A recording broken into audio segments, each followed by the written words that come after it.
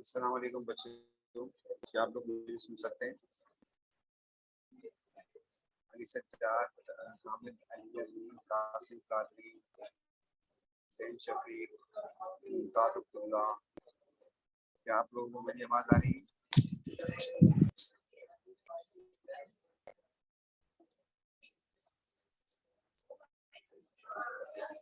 बेटा बताइए।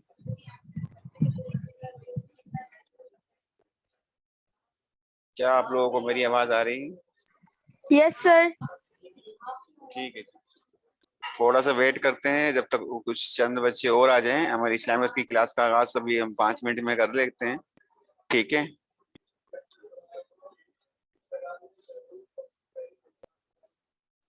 सर लेकिन अभी तो सिंधी की क्लास है।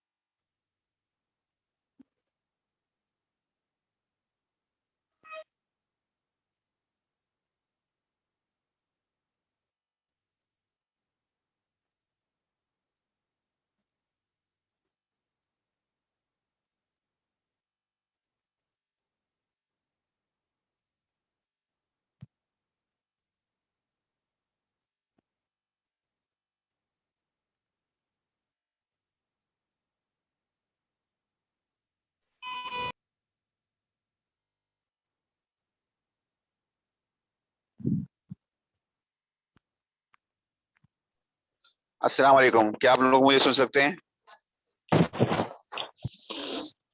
Yes sir. ठीक है जी, सही है। अपनी अपनी अपनी अपनी बुक्स निकाल लें इस्लामियात की। तमाम बच्चे अपनी अपनी बुक्स निकाल लीजिए इस्लामियत की, ठीक है? आज हम जो सबक पढ़ने जा रहे हैं उसका नाम है फतह मक्का।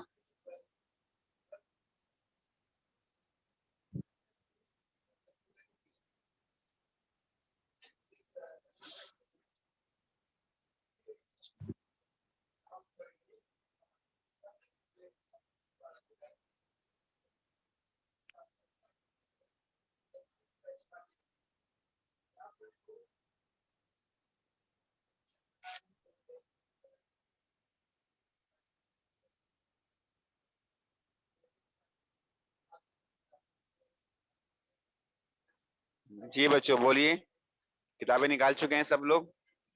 Yes sir. ठीक है जी, अब मैं सबक का आगाज कर रहा हूँ। तवज्जो के साथ सुनिएगा बच्चों। सन 8 हिजरी में नबी अकरम सल्लल्लाहु अलैहि वसल्लम जो हैं 10,000 के करीब मुसलमानों का एक लश्कर तैयार करते हैं। और उस लश्कर तैयार करने का मकसद ये होता है कि मक्का की तरफ जाना है। मक्का जहाँ नबी अकरम सल्लल्लाहु अलैहि वसल्लम की पैदाइश हुई थी, वहां से कुफार ने मुसलमानों को निकाल दिया था। और बहुत सारे मामलात के बाद जो है अब ये फैसला किया नबी अकरम सल्लल्लाहु अलैहि वसल्लम ने कि अब मक्का की तरफ जो है अपने लश्कर लेके जाना है। बच्चों, इसकी कुछ वजूहात थी जिन बातों की वजह से ये जंग का आगाज के लिए लश्कर तैयार किया गया था। आप लोग जानते हैं एक मुआहिदा हुआ था मुसलमानों और कुफार के दरमियान में सन 6 हिजरी में, जिसको कहते हैं सुलह हुदैबिया। किस किस को पता है सुलह हुदैबिया के बारे में?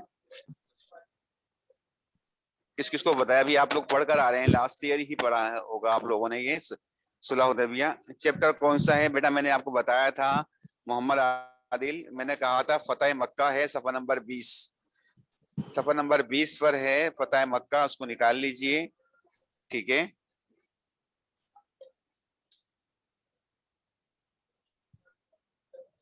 ठीक है, आपको समझ में आ गई बेटा? फतेह मक्का हम पढ़ने जा रहे हैं। अब अगर किसी को अभी कोई बच्चा नया ज्वाइन किया है तो उसको मैं दोबारा बता देता हूँ। फतेह मक्का हम पढ़ रहे हैं, तमाम बच्चे जो है वो अपनी बुक्स निकाल लीजिए, देख लीजिए उसको, और मेरी बातों को जरा तवज्जो के साथ सुनिएगा बेटा। कुछ इस अर्ज में ये कर रहा था कि सन 8 हिजरी में नबी अकरम सल्लल्लाहु अलैहि वसल्लम ने 10,000 के करीब सहाबा करम का एक लश्कर तैयार किया था। और उस लश्कर को जो है लेकर आप मक्के की तरफ रवाना हुए थे। और उस लश्कर कशी की कुछ वजूहात थी, वो मैं आपके सामने रखना चाहता हूँ। बच्चों, आप लोग जानते हैं कि मुसलमानों और कुफार के दरमियान एक मुआहिदा हुआ था सुलह हुदैबिया के नाम से ना, इसमें मुसलमान हज के ना उम्रे के लिए जा रहे थे तो रास्ते में कुफार रोक लेते हैं और फिर उनको कहते हैं कि मुसलमान रहना इस साल हज नहीं करेंगे। तकरीबन 10 के करीब जो है 10 उनमें फिर एक मुआहिदा होता है शराइत के हवाले से। उसमें ये मुआहिदा भी था कि 10 साल तक जो है मुसलमानों और कुफार के दरमियान जंग बंदी रहेगी। मुसलमान इस साल वापस चले जाएंगे, अगले साल आएंगे, फिर 3 दिन कयाम करेंगे, अपनी तलवारों को नयाम में रखेंगे। इस तरह की है ना और दीगर शराइत मुसलमानों ने क्या की थी, कबूल कर ली थी। बहुत सारे सहाबा कराम इन शराइत पर जो है वो दुखी थे कि ये शराइत हमने जो है वो कुफार के दबाव में आके है ना कबूल किए। लेकिन आप सल्लल्लाहु अलैहि वसल्लम ने ये मुआहिदा किया था और बाद के हालात ने साबित कर दिया था कि मुसलमानों को मुख्तलिफ गज़वात में फतूहात हासिल हुई थी। अच्छा बच्चों, इस मुआहिदे की ना कुछ शराइत मैंने आपको पढ़ के बताई हैं। अब इसमें एक शर्त ये भी थी कि कोई ना मुसलमानों कि कोई भी कबीला जो है, मतलब ना उस वक्त कबाइल मौजूद थे ना अरब में, तो अब कोई भी कबीला है मुसलमानों या कुरैश मक्का का हलीफ बन सकता है, यानी साथी बन सकता है, दोस्त बन सकता है।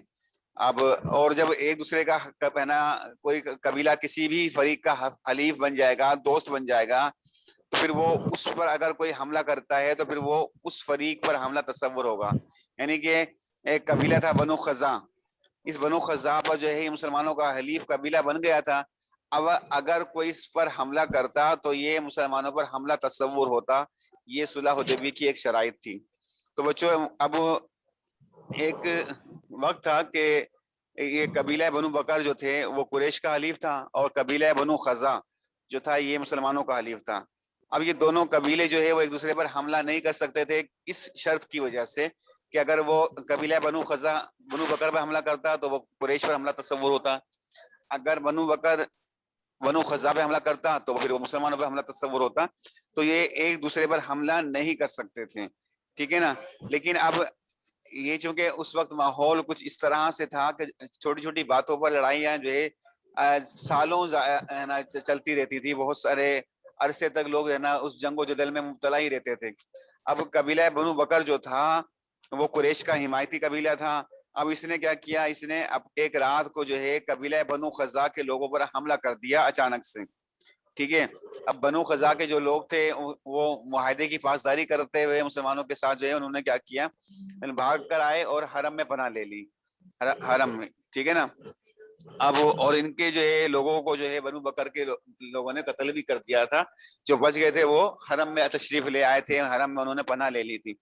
अब इस हमले में उस उस मुआहदे की रूह से तो ये हमला मुसलमानों पर हमला तस्वुर हुआ, ठीक है। और इस हमले के अंदर जो है ना कुरैश कबीला था उसने पूरी पूरी इनकी हिमायत की थी। अब जब ये ऐसा मामला हो चुका था, खिलाफ वर्जी हो गई मुआहदे की, तो कबीला बनु खजा के जो लोग थे, जिनके लोग मारे गए थे, जो कत्ल हो गए थे, वो नबी अकरम सल्लल्लाहु अलैहि वसल्लम की बारगाह में आए और आप सल्लल्लाहु अलैहि वसल्लम से अर्ज करने लगे, फरियाद करने लगे कि भाई हमारा तो मुआहिदा था इन लोगों से, लेकिन मुआहिदे की रूह से इन लोगों को जो है हम पर हमला नहीं करना चाहिए था, लेकिन ये बाज नहीं आए अपनी शरारतों से और उन्होंने हमला कर दिया। अब आप सल्लल्लाहु अलैहि वसल्लम ने क्या किया?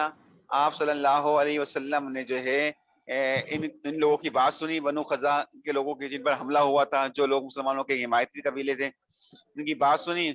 बात सुनने के बाद आपने 3 शराइत जो है वो एक लिखी और कासिद को, यानी अपने एक बंदा जो है वो कुरैश मक्का की तरफ भेजा, कुरैश मक्का की तरफ भेजा।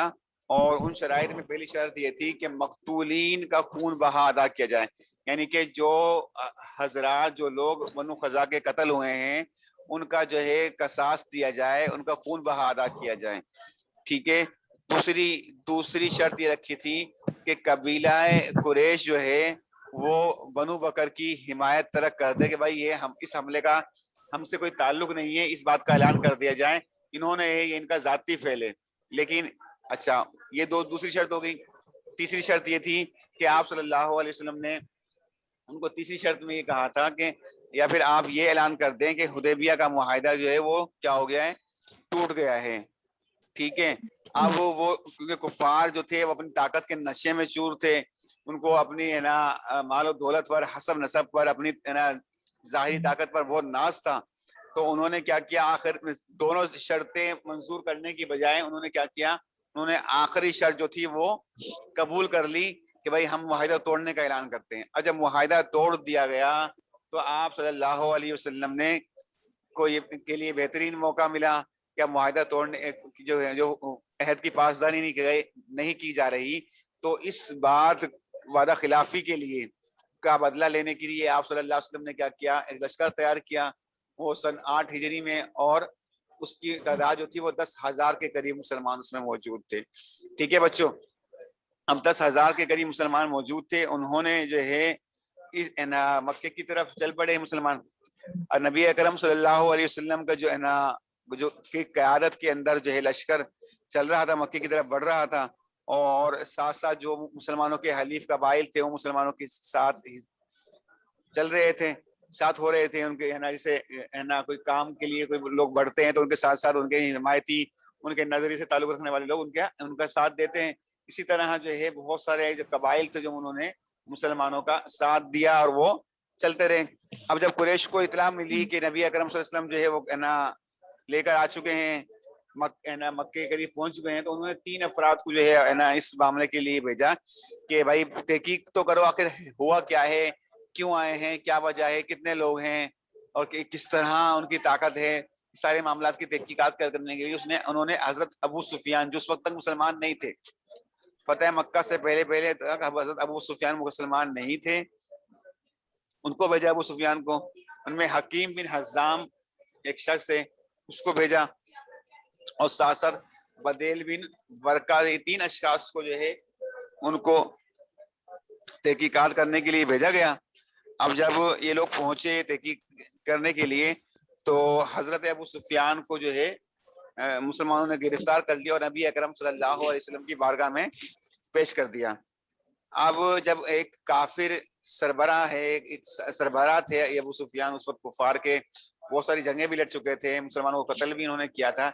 जब ये नबी अकरम सल्लल्लाहु अलैहि वसल्लम की बारगाह में पेश किए गए तो अबू सुफियान के तमाम पिछले आमाल, तमाम गुनाह उनके सामने थे, लेकिन आप सल्लल्लाहु अलैहि वसल्लम ने न सिर्फ उसको माफ कर दिया बल्कि ये भी ऐलान फरमाया कि जो शख्स जो है अबू सुफियान में के घर में बना ले लेगा या मक्का में दाखिल हरम शरीफ में ले लेगा तो उसको क्या है, उसको कुछ भी नहीं कहा जाएगा, उसको जो है अमान दी जाएगी, उस पर तलवार नहीं उठाई जाएगी, उसको कत्ल नहीं किया जाएगा। ये मामला हुए। जी बेटा, जी बोलिए बेटा। सर कह के चुप हो गए, बीच में रुक गया मैं। चैट बॉक्स में कर दिया करें, जो भी मसला हो आप मुझे बता दिया करें, चैट बॉक्स में कर दिया करें, जो भी आपको सवाल करना हो। ठीक है, सही है।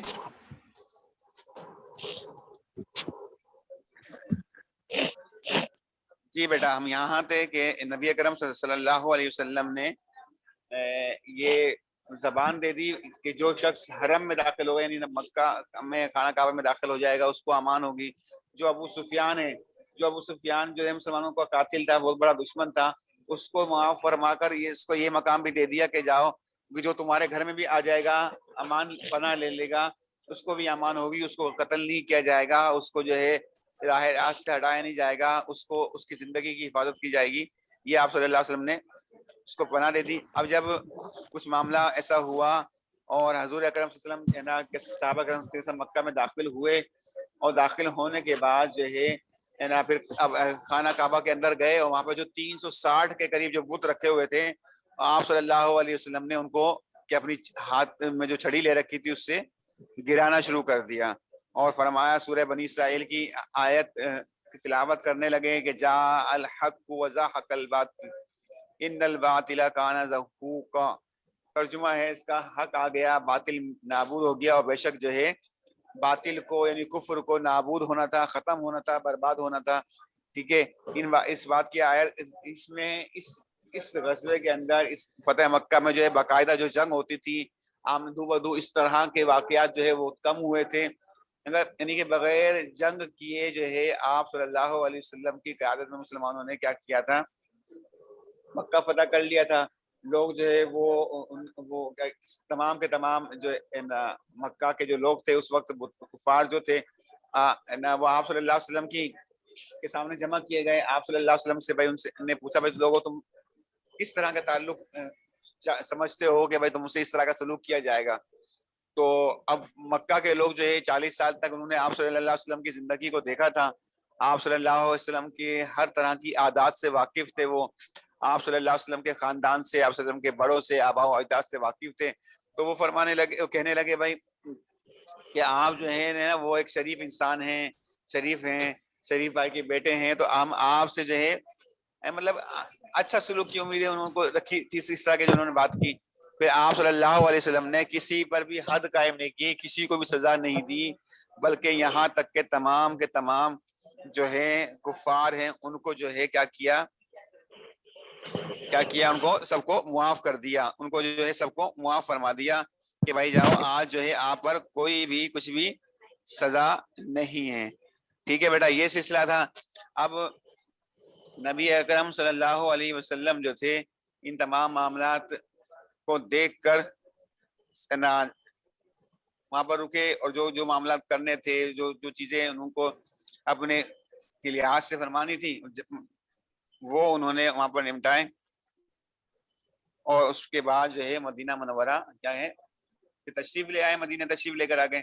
अब बच्चों इस वाक़े से क्या नताइज, इस वाक़े से क्या नताइज हमें मिलते हैं। इस वाक़े से हमें पता चलता है कि जो मुसलमानों के जो थे, जो जो कुफार जो मुसलमानों पर है ना अपनी सरदारी के ख्वाब देख रहे थे, जो ये समझते थे कि जो है हमने इस मुसलमानों को ख़त्म कर देना है, मुसलमानों को तबाह बर्बाद कर देना है, वो उनकी जो सरदारी के ख्वाब थे वो चिकनाचूर हो चुके थे। उन्होंने अपनी शिकस्त तस्लीम कर ली थी, और शिकस्त तस्लीम करने के बाद जो है उनकी जो ताकत जो थी, उनका जो गरूर तकब्बुर जो था, वो क्या हुआ, ख़त्म हो चुका था। ठीक है ना, ठीक है बच्चों, बात समझ में आ रही है। अच्छा, उसके बाद फिर क्या हुआ, असल सबसे बड़ी बात जो है, कुफार जो मुसलमानों के मुतालिक गलत बातें सोचा करते थे, उनको गलत बातें बताई गई थी। जब नबी अकरम सल्लल्लाहु अलैहि वसल्लम ने आम मुआफ़ी का ऐलान फरमाया, तमाम लोगों को माफ़ फरमा दिया, लोगों के बहुत बड़े बड़े गुनाह मौजूद थे, ऐसे लोग भी मौजूद थे जिन्होंने बहुत ज्यादा गुनाह कर रखे थे, लेकिन मामलात जो थे आप सल्लल्लाहु अलैहि वसल्लम ने जिससे जाती बदला लेने की बजाय क्या किया, उसको सबको माफ फरमा दिया। अब इन माफ फरमाने की वजह से जो है मुसलमानों के खिलाफ जो उनके दिलों में नफरत थी वो खत्म हो गई, और लोग जो है गिरोह दर गिरोह, जोक दर जग जो है वो इस्लाम में दाखिल होने चले गए। ठीक है। और उसके बाद फतह मक्का के बाद जब मुसलमानों की ताकत में इजाफा हुआ तो आप सल्लल्लाहु अलैहि वसल्लम ने मुख्तलिफ इलाकों में जहां जहां तबलीग इस्लाम, इस्लाम की तबलीग, इस्लाम का काम नहीं पहुंचा था, वहां आपने क्या किया, वहां पर आपने मुसलमानों के वफूद भेजे, मुसलमानों को भेजना शुरू किया ताकि जो है। सर आपकी आवाज बहुत हल्की आ रही है। अभी हल्की हुई है, पहले भी हल्की आ रही थी। अब देखें। सही, अब सही हो गई। हाँ सही है। अच्छा, फिर इस तरह से सिलसिला चलता रहा, और इस्लाम को फतेह मक्का की वजह से मुसलमानों को जो है बहुत ज्यादा फायदा हासिल हुआ, और मुसलमान जो थे दुनिया में इस्लाम जो है वो तेजी से फैलने लगा। ठीक है बच्चों, बात समझ में आ गई है आप लोगों को? सर अब मुझे बताइए, किसी को कोई बात पूछनी हो?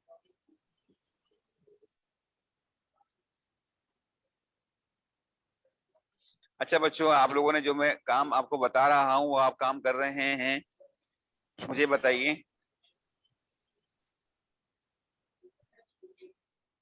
Yes sir. बेटा तमाम बच्चे काम कर रहे हैं? Yes sir. ठीक, सही है, ठीक है बेटा, यस सर। अच्छा बेटा, मुझे अटेंडेंस भी लेनी है, तो तमाम बच्चे जो है मौजूद रहिएगा, किसी कोई बच्चा जाए ना, क्लास से जाए नहीं, क्योंकि अभी और मैंने और बहुत सा काम करवाना है आप लोगों को। अच्छा बच्चों, ये अपनी अपनी पेंसिलें निकाल लीजिए, हम इसकी मशक करते हैं। तमाम बच्चे अपनी अपनी पेंसिल निकाल लें इसकी मशक करने के लिए।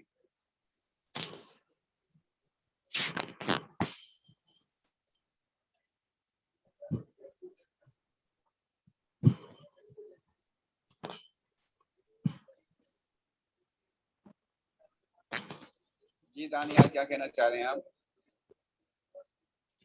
बेटा अस्सलाम वालेकुम बोलते हैं हेलो की जगह, बोले दानियाल। सर दानियाल, कुछ कराएं? मैंने अभी कुछ भी नहीं कराया, अभी सिर्फ मैंने ये पढ़ाया है, बताया है फतेह मक्का के हवाले से। ठीक है, चलिए मैं आप लोगों से सवाल करता हूँ, कौन बच्चा बताएगा? हाथ खड़ा। अस्सलाम वालेकुम, बहुत शुक्रिया दानियाल। वालेकुम सलाम। अच्छा बेटा ये बताइए, नूरुल हुदा से पूछता हूँ। नूरुल हुदा, नूरुल हुदा ये बताएं कि फतेह मक्का किस सने हिजरी में हुआ? चैट बॉक्स में भी आप लिख सकते हैं अगर आपको माइक खोलने में प्रॉब्लम हो रही है। नूरुल हुदा को आवाज आ रही है मेरी? अच्छा जी, नूरुल हुदा। वाइज, वाइज अहमद, आपको आवाज आ रही है? 7 हिजरी। 7 हिजरी में।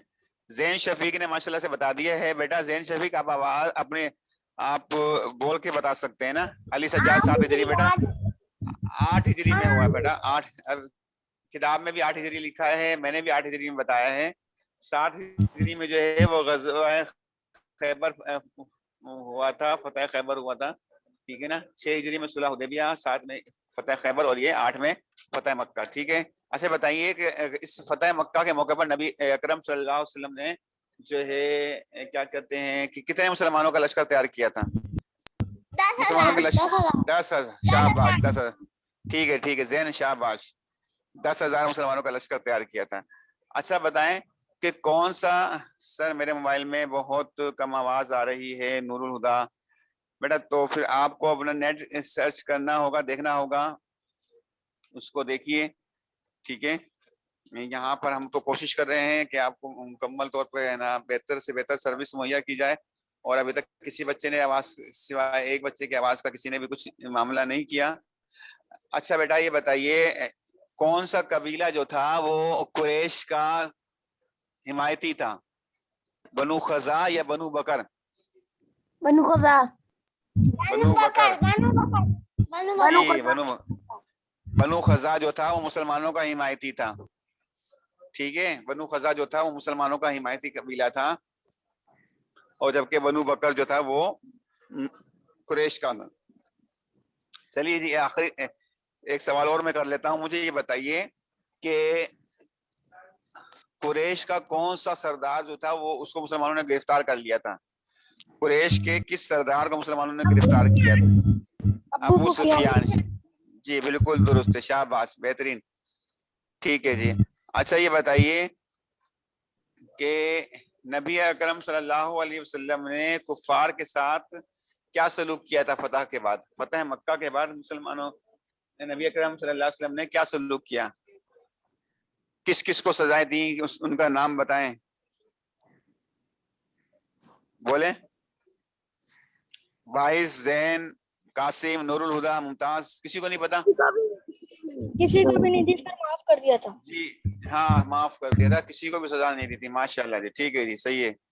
अच्छा एक और बात बताइए कि शराइत रखी गई थी, पहली शर्त क्या थी?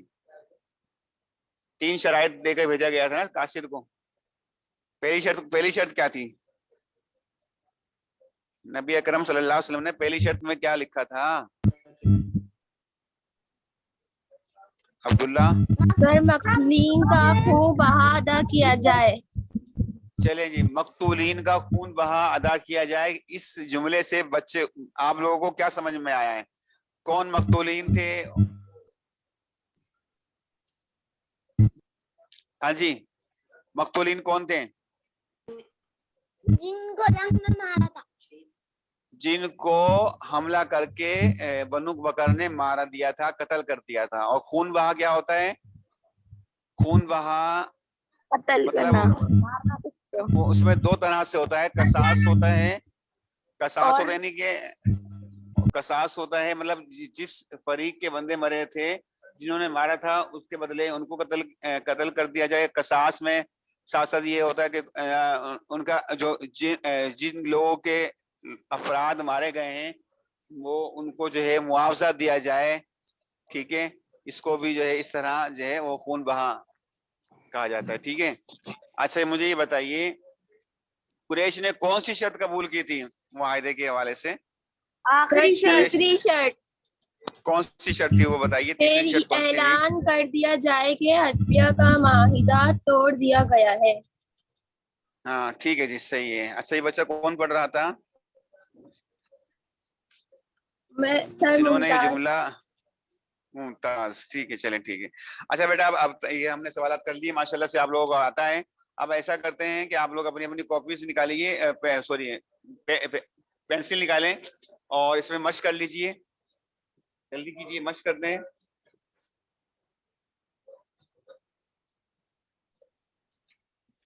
जल्दी जल्दी, शाबाश।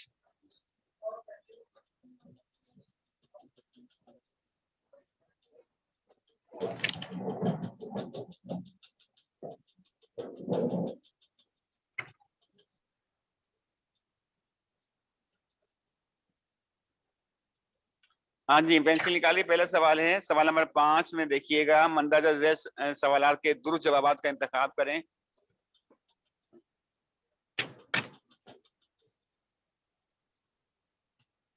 और कौन सा निकालना है? पेज नंबर 23 निकालिए।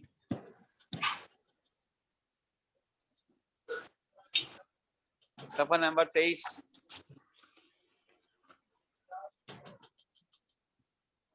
हो गया?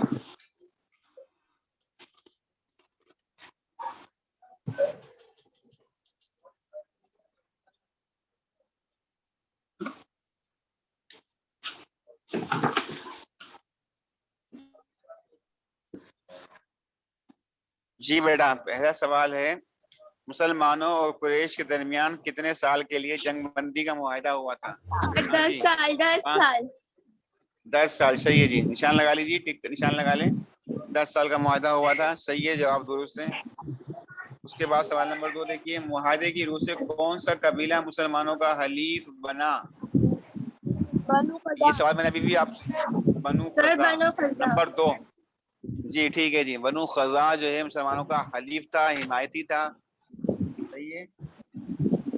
नंबर 3 देखिए, कुरैश ने कौन सी शर्त कबूल की? सर हत्या का माहिदा तोड़ने की। जी जी, हुदैबिया का मुआहिदा तोड़ने की। बेटा जैन तीसरी शर्त कबूल की थी, हुदैबिया का मुआहिदा तोड़ने की शर्त कबूल की थी। ठीक है बेटा, सही है। नंबर 4, मक्का किस सने हिजरी में फतह हुआ? 8 हिजरी। सर 8 सही है, ठीक है, सही है, शाबाश शाबाश। नंबर 5, फतह मक्का के बाद किसके घर को दारुल अमान करार दिया गया? वर्का बिन नौफिल, अबू सुफियान, अबू सुफियान। शाबाश, ठीक है, बिल्कुल दुरुस्त है जी। उसके बाद अब आ जाते हैं खालिद का पुर करनी है। फतह मक्का के मौके पर मुसलमानों के लश्कर की तादाद 10,000 थी। ठीक है, लिख लें भाई, तमाम बच्चे ये लिख लेंगे साथ साथ, फिर इनको अपनी कॉपीज पर भी उतारना होगा आप लोगों को, ठीक है। जो शख्स देश में पनाह ले ले उसे अमान है। अबू सुफियान के घर और हरम। हाँ, तो इस तरह लिखेंगे कि अबू सुफियान के जो शख्स घर हरम, इस तरह लिखिएगा बेटा, मैं आपको लिख के बता रहा हूँ, चैट बॉक्स में देख लीजिएगा। चैट बॉक्स में लिखने की कोशिश करता हूँ मैं, तमाम बच्चे तवज्जो से लिखिएगा।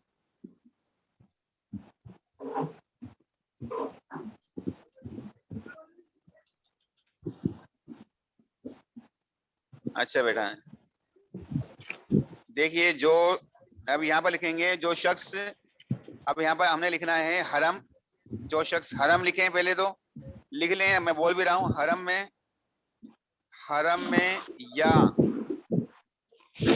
या अबू सुफियान के घर।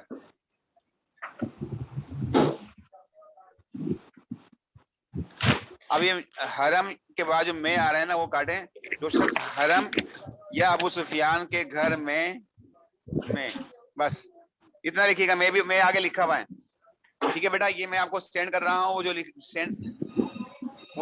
ये आ चुका है आपके सामने। हरम या अबू सुफियान के घर, ये लिखना है आपने, सही है, हरम या अबू सुफियान के घर, ठीक है बेटा, ये आपने लिख लिया। अच्छा जी, अच्छा, अब आगे चलते हैं। नंबर 3, नबी अकरम सल्लल्लाहु अलैहि वसल्लम ने तमाम कुरैश मक्का को क्या कर दिया? सर माफ फरमा दिया, माफ कर दिया, माफ लिख देते हैं, इस तरह आएगा जी, ये हमने लिख दिया आपके सामने, ठीक है बेटा, ये हो गया है जी। उसके बाद आगे चलते हैं,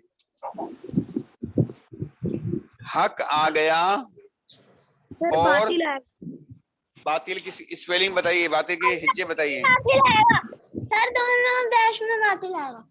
बातिल आएगा, बे अलिफ और ते लाम, ऐसी ना, ते Yes, आएगा, sir.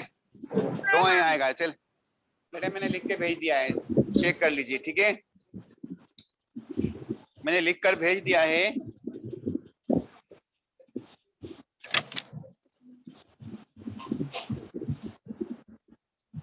सही है बेटा। अच्छा, उसके बाद देखिए नंबर 5, फतेह मक्का के बाद पूरे देश में इस्लाम का बोलबाला हो गया। सर अरब अरब, 1 अरब 2 अरब, आइन से या अलिफ से? आइन से।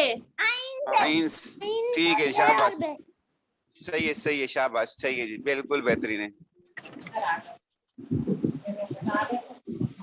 अच्छा बेटा, सही है, ये हो गया। अब हम चलते हैं तफसीली जवाबी सवालात के मैं निशानात लगवा रहा हूँ, तमाम बच्चे जो है उस पर निशान लगा लीजिएगा और अपना काम कर लीजिए, क्योंकि 1 हफ्ते के बाद हमारी क्लास होती है इंशाल्लाह ताला। अल्लाह ताला से हम लोग पूरी उम्मीद है कि आपके अब नेक्स्ट वीक में आपकी मुलाकात जो है हमारे स्कूल में ही होगी। हमारी जो नेक्स्ट क्लास होगी वो स्कूल में ही होगी। नंबर 4 और नंबर 5। नंबर 4 में है, नंबर 4 की दोनों खाली जगह में बातिल आएगा, मैंने लिख कर भेजा हुआ है, और नंबर 5 में आएगा अरब, ये भी मैंने लिख के भेजा हुआ है, ठीक है बेटा। नंबर 3 में क्या आएगा? नंबर 3 में आएगा बेटा मुआफ, ठीक है।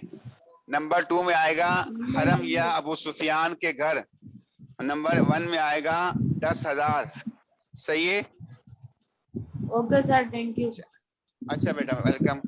चलिए बेटा, अब इसमें बेटा हमने कुछ सवालात करने हैं, वो निशानात लगा लीजिए। सवाल नंबर 2, सवाल नंबर 3, सवाल नंबर 4।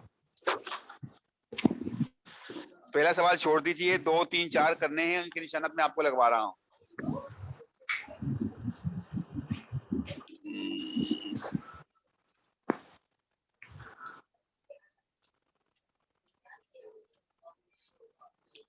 हो गया बेटा? ये मेरी बात समझ में आ रही है? जल्दी Yes, कर ले, sir. टाइम हमारे पास कम। सर सवाल नंबर 2 का निशान लगा लीजिए। मक्का कैसे फतह हुआ, तफसील से बयान करें। सही है। अब सवाल नंबर 21 पे आ जाइए। वाकयात लिखा होगा, वाकयात। इस वाकयात की हेडिंग मत डालिएगा, बस यहाँ से आपने स्टार्ट करना है। सहाबा कराम रदी अल्लाह ताला अन्हुम का लश्कर यहाँ से लेकर और बातिल को नाबूद होना ही था। ये सवाल नंबर 2 का जवाब है। वैसे तो ये हमारा पहला सवाल होगा। बोले अरबी लिखनी है, अरबी। बेटा, ये बात हर सवाल में बच्चा पूछता है। मैंने पहले भी कहा था कि अगर आप लिखने की कोशिश करेंगे तो है ना आपकी अच्छी हो जाएगी अरबी लिखाई, और साथ साथ है ना आप जो है आपको लिखना भी आ जाएगा। आप परेशान नहीं हो। अगर नहीं लिखना चाहते तो नहीं लिखिए, सिर्फ तर्जुमा लिख दें, ठीक है ना? सही है। सर एक दफा बगैर वापसी बोल दे, क्या बोला था आपने? बेटा मैंने बोला था सवाल नंबर 2 जो है मक्का कैसे फतह हुआ, तफसील से बयान करें। ये हमारा पहला सवाल है। इसका जवाब होगा साहबा कराम। सवाल नंबर 21 पे देखिए, वाकयात लिखा हुआ मिल गया। Yes sir. यस अब वाकयात में पहला लफ्ज क्या है? बोले। सहाबा किराम हाँ बस, अब साहबा कराम के पर निशान लगाइए। सवाल नंबर 2 डालिए। और बातिल को नाबूद ही होना था, यहां तक हो गया। यहां तक ये हो गया। सवाल नंबर 2 का जवाब हो गया, ठीक है। अब आगे चलते हैं। सवाल नंबर 3 क्या है? नबी अकरम सल्लल्लाहु अलैहि वसल्लम ने कुरैश मक्का से क्या सलूक किया? बेटा देखिए, उसी के नीचे से खाना काबा को बुतों से पाक करने के बाद, यहां से सवाल नंबर 3 का जवाब खाना काबा को बुतों से पाक करने के बाद उसी सफ़े पर मौजूद है। सेकंड लास्ट लाइन पे देखिएगा। Yes, sir. खाना काबा को बुतों से पाक करने के बाद, यहां से लेकर अगले पेज पर आ जाएं। जाओ तुम सब आजाद हो, यहां तक। Okay, sir. ये सवाल नंबर 3 का जवाब हो गया, ठीक है। उसके बाद सवाल नंबर 4 देखिए। पता है मक्का के नताइज क्या बरामद हुए? नताइज पूरा करिएगा। नताइज की भले से नताइज की हेडिंग भी डाल दीजिएगा, ये पूरा होगा। ये समझ में आ गई बेटा? पूरा पैराग्राफ करना है। नताइज कुरैश मक्का से लेकर बोलबाला हो गया तक। सवाल नंबर 4 का जवाब है नताइज मुकम्मल। जो हेडिंग दे रखी है वो आपने मुकम्मल करनी है। इसमें किसी भी किस्म का जो है आपने कुछ नहीं छोड़ना है, ठीक है बेटा? अब मुझे बताइए कि आपको कोई परेशानी तो नहीं है? कोई बात समझ में नहीं आई हो? कोई सवाल का जवाब समझ में नहीं आए? No sir. नहीं आया? अच्छा मुझे ये बताएं कि आप लोगों ने काम कर लिया ना चेक? ऐसा तो नहीं होगा कि जब आप स्कूल आएंगे तो कहेंगे मेरा ये काम रहता है वो रहता है? तो इस तरह के मामलात नहीं होने चाहिए बेटा। तीसरा हफ्ता है और इन 3 हफ्तों में जो है हमने आपको 3 चैप्टर पढ़ा दिए हैं और साथ साथ उनका काम भी दे दिया है, ठीक है। आप मुस्तकिल तौर पर घर पर हैं और आपको किसी कहीं आना जाना भी नहीं है, स्कूल आने जाने की दुश्वारी भी नहीं है। तो आप बराए मेहरबानी ये 3 चैप्टर आप लोगों के तमाम बच्चों के होने चाहिए। तब जब आप स्कूल आएंगे 30 तारीख को तो इंशाल्लाह ताला हम जरूर इसको चेक करेंगे। कोशिश करिएगा कि तमाम आपका ये सारा का सारा काम जो है वो मुकम्मल हो चुका हो। 2 मिनट का ब्रेक लेता हूँ। कुछ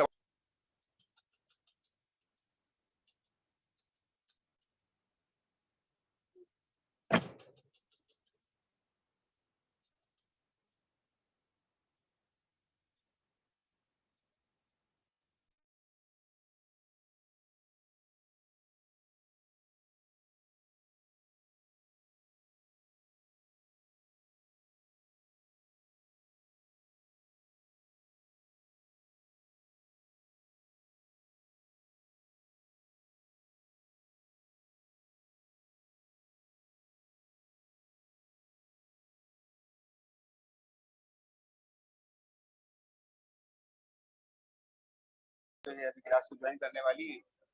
अभी इंशाल्लाह नेक्स्ट आवाज जो है आपको मिस मीमा की सुनाई देगी। कैसी क्लास ज्वाइन कर लेती हैं तो मैं यहाँ से लीव कर दूंगा मीटिंग को। और तमाम बच्चे साइंस की जो है जो काम आपको करना होगा वो कर लीजिएगा। आप लोगों में मेरी आवाज आ रही है? सर हल्की आ रही है बहुत। अब आ रही है? यस सर अब आ रही है। आ गई। चले, मिस मुनीबा भी आ जाती हैं तो मैं उनको क्लास देकर सर आज फिर। हिंदी की क्लास नहीं होगी क्या?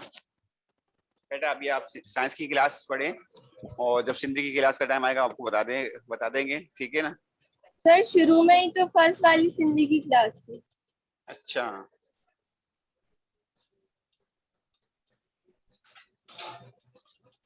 एक मिनट रुकिएगा बेटा।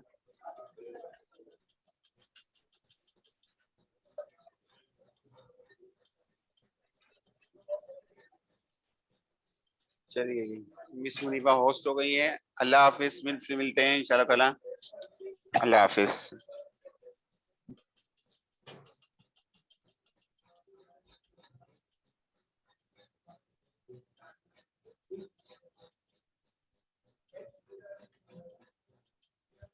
अस्सलाम वालेकुम स्टूडेंट्स, कैसे हैं सब? अस्सलाम वालेकुम मिस। वालेकुम अस्सलाम। अच्छा बेटा, कौन सा चैप्टर हमारा था? सबको याद है या भूल गए? मिस फिट एंड हेल्दी था। Fit and healthy, very good. ठीक है, बुक खोल लीजिए।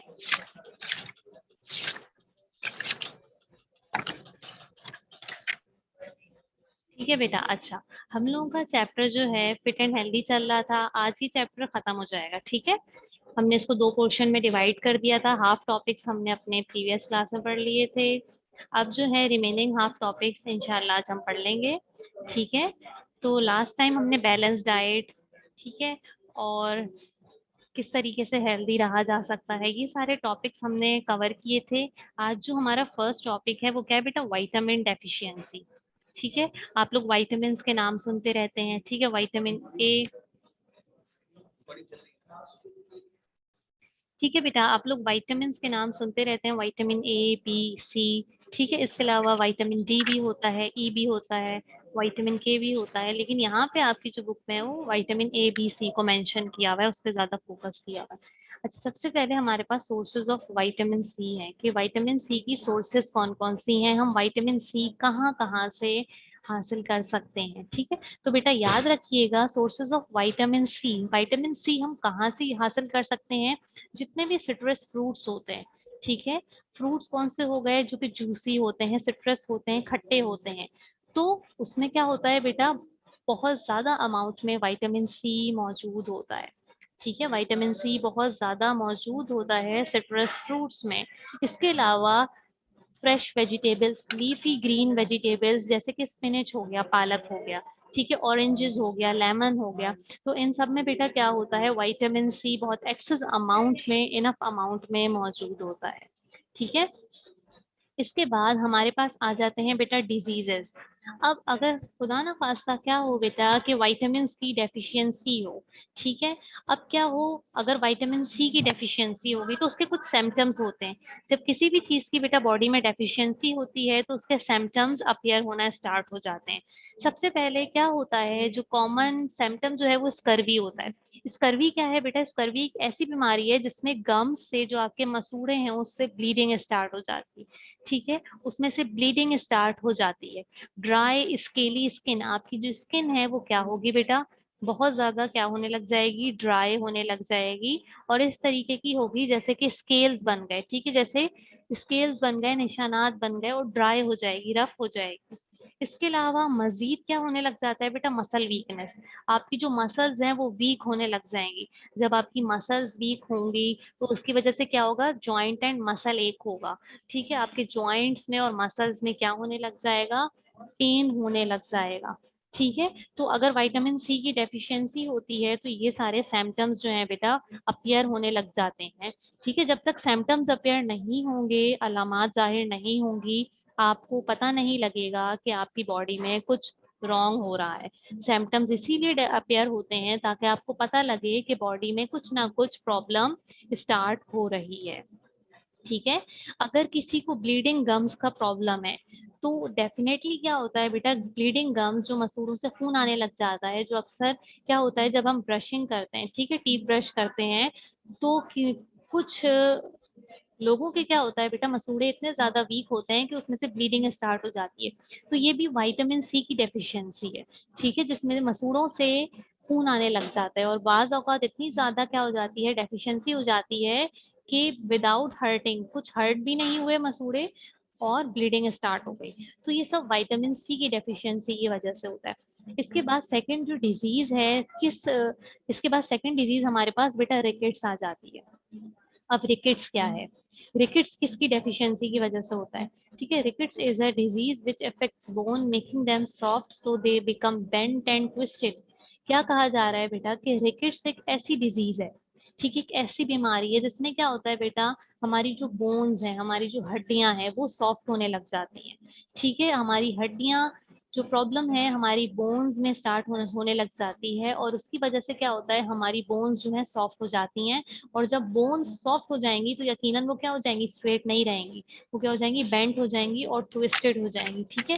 उनका क्या हो जाएगा, स्ट्रक्चर जो है डैमेज होने लग जाएगा, ट्विस्ट होने लग जाएंगी, उसमें बेंडिंग स्टार्ट हो जाएगी, मुड़ने लग जाएगी। अब रिकेट्स ऐसी बीमारी है, क्यों होता है, रिकेट्स बेटा is caused by the deficiency of vitamin D और calcium in the body. Rickets एक ऐसी बीमारी है जो कि विटामिन डी और कैल्शियम की डेफिशिएंसी की वजह से होती है। अच्छा, विटामिन डी और कैल्शियम की डेफिशिएंसी बेटा बहुत ज्यादा कॉमन है। अगर कोई भी अपना विटामिन डी और कैल्शियम का लेवल टेस्ट कराता है तो यकीनन आज के दौर में क्या होता है बेटा, विटामिन डी का लेवल हमेशा कम आ रहा होता है। बहुत ही कम लोग ऐसे होंगे जिनका विटामिन डी और कैल्शियम नॉर्मल रेंज में आए, ठीक है। इवन के छोटे बच्चों में भी विटामिन डी और कैल्शियम का लेवल बहुत कम है। वजह क्या है बेटा, प्रॉपर डाइट ना लेना, ठीक है, प्रॉपर डाइट का यूज ना करना, ठीक है। तो विटामिन डी की डेफिशिएंसी रिकेट्स के अलावा भी मजीद डिस्टरबेंस कर सकती है बॉडी में, लेकिन जो विटामिन डी का मेजर जो रोल है वो हमारी बोन्स से है, हमारे टीथ से है, क्योंकि विटामिन डी और कैल्शियम जो है हमारी बोन्स, हमारे टीथ को स्ट्रॉन्ग करती हैं।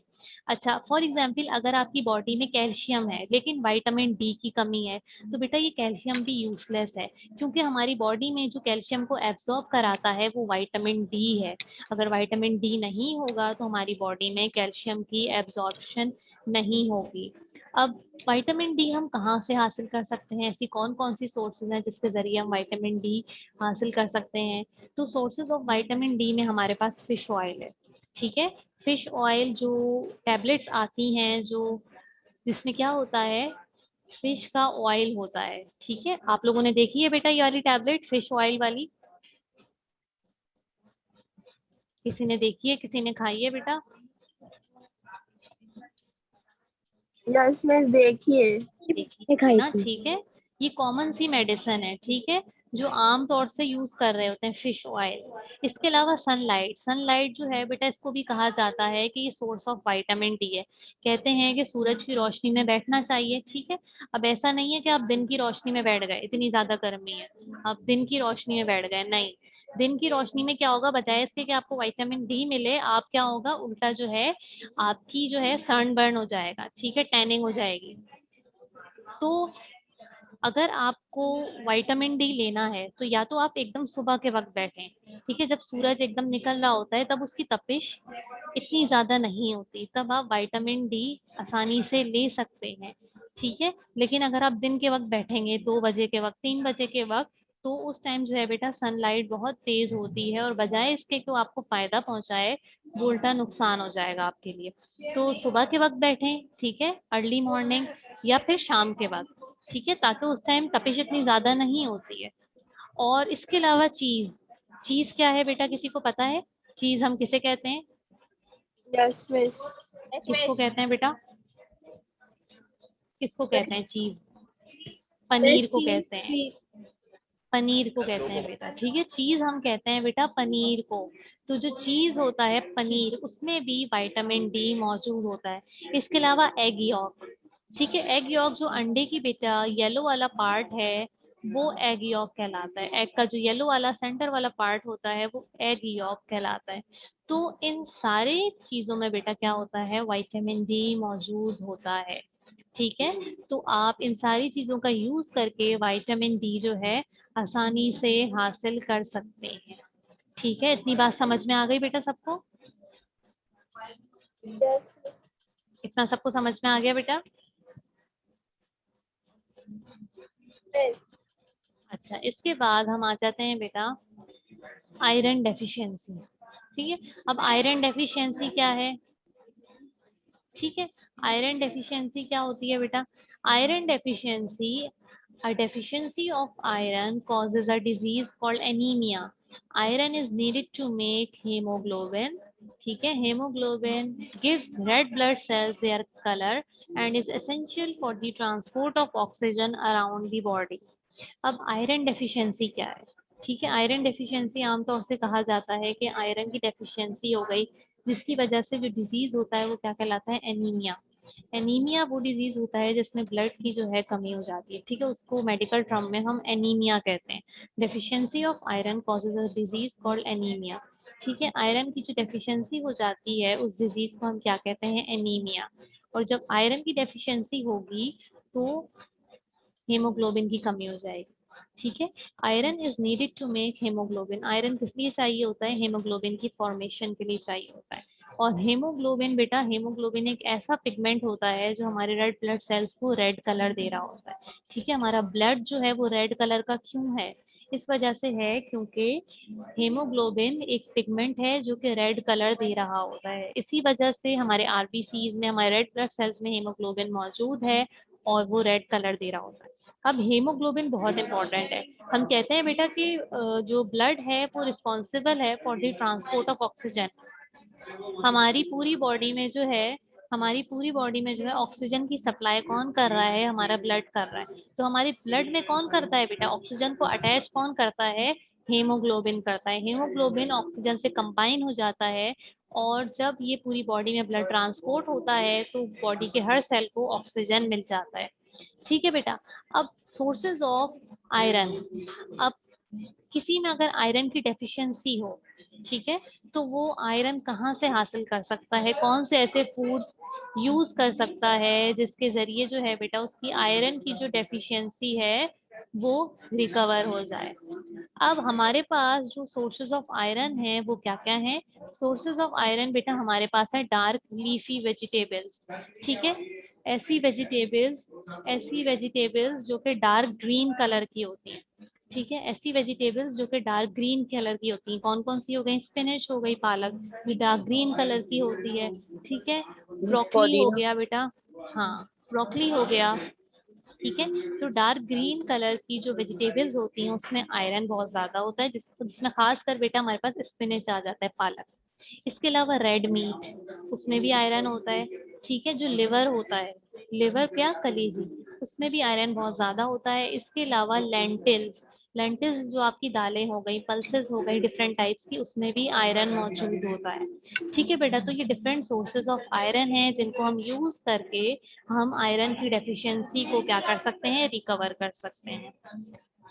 अब बेटा अगर कोई पर्सन, ठीक है, अगर कोई बंदा जिसको एनीमिया हो, एनीमिया क्या था अभी मैंने आप लोगों को बताया। एनीमिया क्या था बेटा? एनीमिया एक ऐसी बीमारी है वो जब होती है जब आयरन की डेफिशिएंसी हो जाती है, आयरन की कमी हो जाती है, उसको हम कहते हैं एनीमिया, डेफिशिएंसी ऑफ आयरन, जिसकी वजह से जो डिजीज होता है वो क्या कहलाता है? एनीमिया। जब किसी बंदे को बेटा एनीमिया होता है तो वो कैसा दिख रहा होता है? ठीक है, जब एनीमिया होता है तो उसकी जो स्किन का अपीयरेंस है, स्किन का जो कलर है वो भी चेंज हो जाता है। ठीक है, स्किन का कलर कैसा होने लग जाता है? पेल कलर का। पेल होता है बेटा लाइट येलो कलर का। ठीक है, उसकी आईज का कलर, ठीक है, उसके नेल्स का कलर, वो क्या होता है? वो आहिस्ता आहिस्ता पेल होने लग जाता है, येलो कलर का, लाइट येलो कलर का होने लग सकता है। ये एक निशानी है एनीमिया की, ठीक है, खून की कमी की। And feels weak and tired, और जब उसमें यकीनन खून की कमी होगी तो बेटा वो अपने आप को वीक भी, कमजोर भी फील करेगा और थका हुआ भी फील करेगा। ठीक है, तो ये सिम्टम्स होते हैं एनीमिया के। इसका क्या मतलब है कि आप में आयरन की डेफिशिएंसी है, हेमोग्लोबिन की कमी है, जिसकी वजह से आपका जो स्किन का कलर है वो कैसा हो रहा है बेटा? पेल कलर का हो रहा है। इसके साथ साथ जो है बेटा वीक और टायर्ड भी फील कर रहे हैं। ठीक है बेटा, ये हो गया आयरन की कमी की वजह से। एक और जो डिजीज है बेटा जो कि वो क्या होती है? प्रोटीन की डेफिशिएंसी की वजह से होती है। ठीक है। अब प्रोटीन की डेफिशिएंसी की वजह से जो डिजीज होती है उसका क्या नाम है? Disease caused by protein deficiency is kwashiorkor. ठीक है, प्रोटीन डेफिशिएंसी, प्रोटीन की वजह से जो डिजीज होती है वो कहलाती है kwashiorkor. A child with kwashiorkor may have been forced onto a high carbohydrate diet too early. As a result, the child receives enough energy food but does not develop physically or mentally. Kwashiorkor occurs commonly in areas of famine or where food is in short supply. अब protein deficiency की वजह से बेटा जो disease होती है वो क्वाशियोर्कर कहलाती है। अब होता क्या है, जिन चाइल्ड में, छोटे बच्चों में ये प्रॉब्लम होती है, उनको क्या किया जाता है कि उनकी डाइट में कार्बोहाइड्रेट का यूज बहुत ज्यादा किया जाता है। ठीक है, बजाय उसके कि उसको मल्टीपल जो है फूड्स दिए जाएं, उनको सिर्फ कार्बोहाइड्रेट, स्टार्टिंग में सिर्फ कार्बोहाइड्रेट दिया जा रहा होता है, जिसकी वजह से उनको एनर्जी तो मिल रही होती है। ठीक है, उनको सरवाइव करने के लिए एनर्जी तो मिलती है, लेकिन वो फिजिकली और मेंटली डेवलप नहीं हो पाते, उनकी ग्रोथ नहीं हो पाती, उनकी मसल्स बिल्ड नहीं हो पाती। ठीक है, तो ये बीमारी ये अक्सर कहाँ होती है? पुअर कंट्रीज में होती है। ठीक है, अफ्रीकन कंट्रीज में होती है। ऐसी जगह होती है बेटा जहाँ क्या होता है, ऐसी जगह पे होगी जहाँ पे क्या होगा बेटा, जहाँ पे खुराक की कमी होगी। ठीक है, फूड की शॉर्ट सप्लाई होगी, तो वहां पे ये डिजीज कॉमन होती है। अक्सर आप बेटा बाहर कंट्रीज में भी देखते हैं, ठीक है, टीवी में भी देखते हैं, ऐसे एरियाज, ऐसे कंट्रीज जो कि पुअर होते हैं, ठीक है, गरीब ममालिक होते हैं, वहां पे आप इस टाइप के चिल्ड्रन देखते हैं। ठीक है, तो ये क्वाशियर का डिजीज है, ठीक है, जो कि प्रोटीन की डेफिशिएंसी की वजह से हो रही होती है। ठीक है, तो ये सारी जो अभी हमने पढ़ी वो विटामिन्स की डेफिशिएंसी, आयरन की डेफिशिएंसी की वजह से जो डिजीजेस थी वो सब हमने पढ़ी। अब हम आ जाते हैं, हमारा नेक्स्ट टॉपिक है बेटा ड्रग्स का। ड्रग्स क्या है, इसमें हमारे पास कौन से यूजफुल ड्रग्स हैं? यूजफुल मतलब बेटा जो हमारे लिए बेनिफिशियल है, फायदेमंद है, और इनमें से हमारे पास कौन से ऐसे ड्रग्स हैं जो कि हार्मफुल हैं? दो भाई।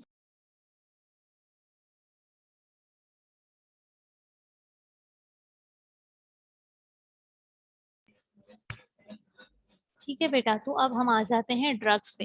ड्रग्स क्या होता है? ड्रग्स की डेफिनेशन कोई रीड करेगा बेटा? Yes, miss. जी बेटा, इर्तिजा आप करिए। Drugs are substances that change the way the body works. They can act on the nervous system by affecting the movement of nerve impulses along the fiber of nerve cell. ठीक Nerve है cell. बेटा, ठीक है, very good. अब बेटा drugs क्या है? ठीक है, ड्रग्स यहाँ पे बेटा कोई एडिक्टेड ड्रग्स की भी बात की जा सकती है और कोई मेडिसिन की भी बात की जा सकती है। ठीक है, बहुत सारे टाइप्स के ड्रग्स हैं। Drugs are substances that change the way the body works. They can act on the nervous system by affecting the movement of nerve impulses along the fibers of nerve cells. ठीक है, drugs क्या होते हैं?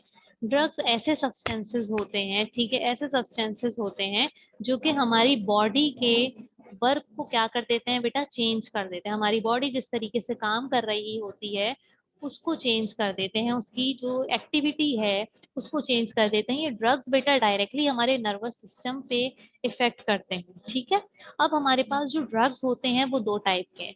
कुछ हमारे पास useful drugs हैं जिनसे हम फायदा उठाते हैं, जो हमारे लिए सही है। ठीक है, ठीक है, कुछ ड्रग्स ऐसे हैं जो हमारे लिए बेनिफिशियल हैं। ठीक है, जो हमें क्या करते हैं, हमारी इलनेस को, हमारी बीमारी को सही करते हैं। ठीक है, लेकिन जो है कुछ ड्रग्स ऐसे हैं जो कि हार्मफुल हैं। पहले हम बेटा यूजफुल ड्रग्स पे आ जाते हैं, कैसे और कौन से ड्रग्स हैं जो कि यूजफुल हैं, जो हमारे लिए फायदेमंद। यहाँ पे कुछ एग्जाम्पल्स दी हुई हैं जो आपकी बुक में भी मौजूद है। एस्पिरिन एंड पैरासिटामोल, ये हम डेली यूज कर रहे होते हैं, आम तौर से यूज करते हैं। ठीक है, अगर किसी को कहीं पेन होता है, ठीक है, मसल पेन हो, हेडेक हो, तो हम आम तौर से पैरासिटामोल यूज करते हैं। कौन सी हो गई पैरासिटामोल बेटा? पैनाडोल्स हो गई, ठीक है, कोंस्टान हो गई, ये सब पैरासिटामोल है। ठीक है, जो कि पेन किलर है। ठीक है, जिसके जरिए जो है क्या होता है बेटा? दर्द सही हो जाता है। ठीक है, इसके अलावा जो मजीद यूजफुल ड्रग्स हैं वो ट्रंक्यूलाइजर्स हैं। ट्रंक्यूलाइजर्स बेटा हम ऐसी कैटेगरी को कहते हैं, ऐसी मेडिसिन की कैटेगरी को कहते हैं जो पर्सन को काम डाउन करती हैं, ठीक है, सुकून में रखती हैं। ठीक है, कुछ लोग डिप्रेशन का भी शिकार होते हैं, तो ट्रंक्यूलाइजर्स का यूज किया जाता है ताकि जो है क्या हो बेटा, काम डाउन रह सकें, पुरसुकून रह सकें। ठीक है, स्लीपिंग पिल्स का भी आपने नाम सुना होगा। ऐसी मेडिसिन जो कि सोने के लिए, सोने से पहले ली जाती हैं, जिनको लेके क्या होता है बेटा, आसानी से सो जाते हैं। बाज लोग होते हैं बेटा जिनको नींद नहीं आती है, डॉक्टर उन्हें क्या रिकमेंड करते हैं, उनको स्लीपिंग पिल्स देते हैं जो कि सेडेटिव होती हैं। ठीक है, मतलब जो कि सुकून देंगी, जो पुरसुकून रखेंगी, जिसकी वजह से क्या होगा बेटा, प्रॉपर नींद आएगी। ठीक है, नींद पूरी हो सकेगी, क्योंकि अगर किसी बंदे की नींद पूरी ना हो तो वो भी फिर क्या होता है बेटा, फिजिकली और मेंटली डिस्टरबेंस स्टार्ट हो जाती है बॉडी में। तो सोना भी बहुत जरूरी है। अब ऐसा भी ना हो कि बहुत ज्यादा सोए, ठीक है, ऐसा भी ना हो कि आप बहुत कम नींद दे रहे हैं, तो ये दोनों प्रॉब्लम हो जाती हैं। तो ऐसे लोग जिनको बेटा नींद नहीं आती है, तो डॉक्टर फिर उन्हें क्या करते हैं बेटा, स्लीपिंग पिल्स देते हैं ताकि वो सो सके। ठीक है, इसके अलावा एनेस्थेटिक्स, एनेस्थेटिक्स बेटा वो ड्रग्स होती हैं जो कि बिफोर ऑपरेशंस, ठीक है, आमतौर से बिफोर ऑपरेशंस और बिफोर सर्जरी जो है वो बॉडी में क्या की जाती हैं, इंजर्ट की जाती हैं by the help of injections. ठीक है, एनेस्थीसिया का आपने नाम सुना होगा, जो क्या करती हैं, बॉडी के पार्ट्स को नम कर देती हैं। नम के मीनिंग है बेटा सुन कर देती है। ठीक है, ऑपरेशन से पहले क्या किया जाता है बेटा, या तो उस पार्ट को सुन कर दिया जाता है जो पार्ट ऑपरेट किया जाना है, ठीक है, या फिर क्या करते हैं, पूरे बंदे को ही एनेस्थीसिया दे के जो है क्या कर दिया जाता है, उसको बेहोश कर दिया जाता है। ठीक है बेटा, तो ये एनेस्थेटिक्स मेडिसिन कहलाती हैं जो कि बॉडी के पार्ट्स को क्या कर देती हैं, सुन कर देती हैं। ठीक है, तो ये सारी यूजफुल ड्रग्स हैं। ये कौन सी ड्रग्स हैं बेटा, ये सारे यूजफुल ड्रग्स हैं जो कि क्या है बेटा, इम्पोर्टेंट है। ठीक है, ये हमारे लिए बेनिफिशियल है। कोई प्रॉब्लम होती है तो ये ड्रग ले ली जाती है। लेकिन बेटा कुछ ड्रग्स ऐसी भी हैं जो क्या होंगी बेटा, हमारे लिए क्या होंगी, हार्मफुल होंगी। ठीक है, अब वो हार्मफुल ड्रग्स कौन सी हैं, ये कौन रीड करेगा बेटा, कोई बच्चा रीड कर ले इसको, हार्मफुल ड्रग्स को। Miss, it is easy to become addicted to harmful drugs. Many of these drugs affect behavior and personality as well as having long-term effects on the brain. ठीक है बेटा, Cannabis, cocaine, heroin. अच्छा बेटा, ठीक है। अच्छा, अब क्या कहा जा रहा है बेटा, हार्मफुल ड्रग्स। ठीक है, कुछ ड्रग्स जो हैं बेटा हम, अच्छा बेटा मुझे ये बताइएगा, आप लोगों की फर्स्ट क्लास कौन सी हुई है आज? इस्लामियात। इस्लामियत। इस्लामियत के आज बाद 2 क्लास इस्लामियत होंगे, अभी मैसेज आया। कौन कौन सी नहीं होगी आज बेटा, सिंधी सिंधी की बस। बस ना, तो मतलब आपकी डेली 3 होती हैं, तो सिंधी नहीं होगी, तो ये लास्ट क्लास है आप लोगों की। ठीक है बेटा, ये लास्ट क्लास हो जाएगी। जी मिस। ठीक है, इसके बाद तो कोई क्लास नहीं है ना। No miss. ठीक है, आज सिंधी थी, साइंस थी, और कौन सी थी बेटा, इस्लामियत। ठीक है, ये 3 क्लासेस आज थी। ठीक है, तो सिंधी की कैंसिल हो गई आप लोगों की, तो ये लास्ट क्लास है। ठीक है बेटा। अच्छा बेटा, तो हार्मफुल ड्रग्स की हम बात कर रहे थे, महात ने रीड कर दिया था। ठीक है बेटा, अब हार्मफुल ड्रग्स ऐसे ड्रग्स होते हैं जिनको अगर आप लें तो आप उसके आदी हो जाएंगे। ठीक है, बहुत ज्यादा चांसेस हैं कि आप उन ड्रग्स के क्या हो जाएं, एडिक्टेड हो जाएं, आदी हो जाएं। अब ये ड्रग्स करते क्या है बेटा, आपके बिहेवियर को, आपकी पर्सनैलिटी पे असरअंदाज होते हैं, आपके बिहेवियर को चेंज कर देंगे। ठीक है बेटा, आपके बिहेवियर को, आपकी पर्सनैलिटी को क्या करेंगे, चेंज कर देंगे। साथ साथ इनके जो इफेक्ट्स होते हैं वो आपके ब्रेन पे भी होते हैं, ये आपके ब्रेन को भी इफेक्ट करते हैं, और ये लॉन्ग टर्म्स इफेक्ट होते हैं। अगर बेटा किसी को आदत हो जाए ना नशा करने की, तो एडिक्टेड हो जाता है, आदी हो जाता है। ठीक है, जो लोग स्मोकिंग करते हैं उनके लिए स्मोकिंग छोड़ना बहुत मुश्किल है। ठीक है, वो आसानी से स्मोकिंग नहीं छोड़ सकते। ठीक है, स्मोकिंग हो गए और दूसरे जो नशे हो गए, दूसरी जो एडिक्टेड ड्रग्स यूज जो लोग करते हैं, उनको जो है बेटा इसको छोड़ना बहुत मुश्किल हो जाता है। अब यहाँ पे कुछ ड्रग्स के नाम दिए हैं, कैनाबिस, कोकेन, हेरोइन, ये सारे बेटा हार्मफुल ड्रग्स हैं, और अगर आप इनको यूज कर लें एक बार तो फिर बॉडी इनकी आदी हो जाती है। फिर बॉडी क्या करती है, बार बार इन ड्रग्स को, उनको बॉडी को चाहिए होते हैं ये ड्रग्स, अगर नहीं लेंगे तो फिर आप सही तरीके से एक्टिविटी कोई भी परफॉर्म नहीं कर पाते। तो इसी वजह से इन ड्रग्स से जो है दूर रहने का कहा जाता है, क्योंकि ये हार्मफुल है, ये एक तरीके से नशा है, ये आपकी बिहेवियर को, आपकी पर्सनैलिटी को चेंज कर देते हैं और इसके ब्रेन पर भी बहुत लॉन्ग टर्म खतरनाक इफेक्ट्स होते हैं। ठीक है, अच्छा बेटा, इसके बाद यहाँ पे हमारे पास है स्मोकिंग। ठीक है,